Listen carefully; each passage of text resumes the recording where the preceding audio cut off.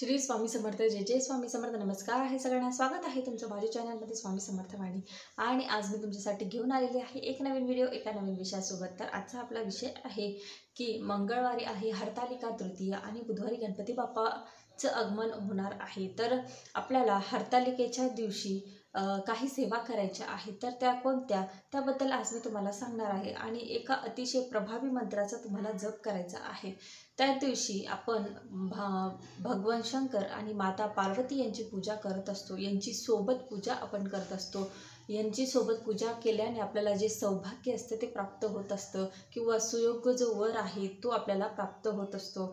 हरतालिका हे व्रत जे आहे हे माता पार्वतीने भगवान शंकरा त्यांना म्हणजे नवरा म्हणून किंवा वर म्हणून मिळावेत यासाठी हा जो उपवास आहे हा केला होता. म्हणून आजकालच्या कुमारिका ज्या आहेत किंवा कुवाऱ्या मुली ज्या आहेत हे व्रत जे आहे ते धरत असतात, जेणेकरून त्यांना चांगला आणि सुयोग्य वर मिळावा यासाठी. तर हरतालिका म्हणजे मंगळवारी आहे, तर मंगळवारी आपल्याला सगळी पूजा वगैरे आपण करणारच आहोत. पण त्यासोबत आपल्याला एक गोष्ट करायची आहे. गोष्ट म्हणजे काय की सेवा करायची आहे. तर अतिशय प्रभावशाली मंत्राचा तुम्हाला जप करायचा आहे. उमा महेश्वराय नमः. उमा महेश्वराय नमः. उमा म्हणजे पार्वती माता, महेश्वर म्हणजे महादेव. तर उमा महेश्वराय नमः या एका मंत्राचा तुम्हाला 108 वेळेस म्हणा, जेवढी तुमची इच्छा असेल तेवढं तुम्ही जप करू शकता.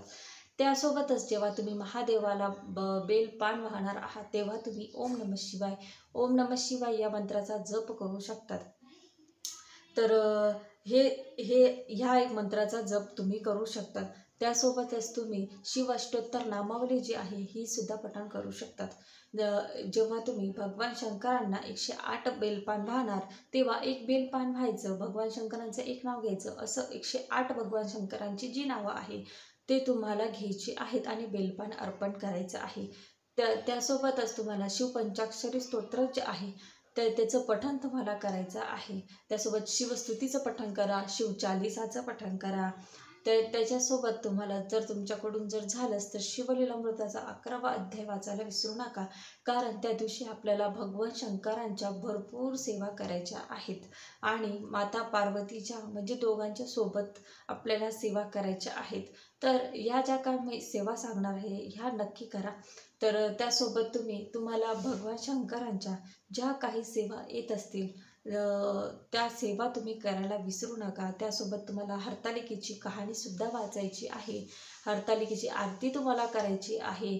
5 आरत्या करा त्या दिवशी, कारण भगवान शंकरांची करा, माता लक्ष्मीची करा, त्याच्यानंतर स्वामींची करा, गणपती बाप्पांची करा, आणि कोणतीही एक देवाची अजून करून घ्या. म्हणजे 5 आरत्या तुम्ही करा. तर अशा पद्धतीने तुम्हाला या सेवा ज्या मी सांगितल्या या सेवा तुम्हाला त्या दिवशी करायच्या आहेत. तर अतिशय मनापासून सेवा करा, बघा तुम्हाला याचं फळ भेटल्याशिवाय राहणार नाही. तर अशा या छोट्याशा माहितीसोबत भेटूया पुढच्या व्हिडिओमध्ये. श्री स्वामी समर्थ. जय जय स्वामी समर्थ.